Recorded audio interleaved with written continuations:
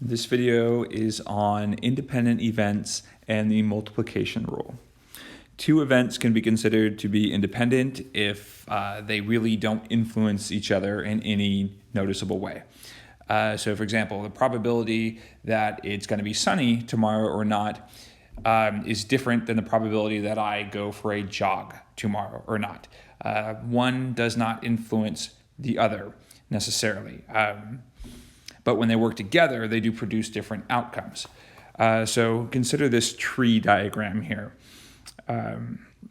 Suppose for a moment that there's a 70% chance it'll be sunny tomorrow and a 30% chance that it will not be sunny tomorrow. But regardless of what the weather is going to be like, there is an 80% chance I go for a jog and a 20% chance that I don't go for a jog. Well, because whether it's sunny or not and whether I go for a jog are being considered independent events, that means the probability of their intersection can be found just by multiplication. So to look at that in a Venn diagram for just a moment, there's sunny in this circle, there's jogging in this circle. If two events are independent, then their intersection right here will just be the product of the two events. So suppose you wanted to know the probability that I don't go jogging even though it was sunny. Well, you just follow the tree. There was a 70% chance it's going to be sunny, but a 20% chance that I don't go jogging.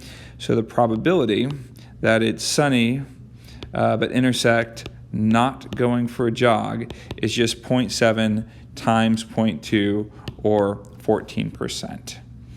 Maybe you want to know the probability that I do go for a jog even though it was cloudy or it wasn't sunny. Well, there's a 30% chance that it won't be sunny, but an 80% chance that I'm going for a jog. So the probability that it is not sunny, but I'm going to go ahead and go for a jog regardless is 30% times 80%, which would give 24%. And you can keep going until you get all of the possibilities. There's a probability that it is going to be sunny, and I am going to go for a jog. So 70% times 80% is 56%. And of course, there's a probability that it is not going to be sunny, and I am not going to go for a jog. And that is 30% times 20% for 0.06%. And I'm fairly certain that if you add all of those values together, you're going to get to 1.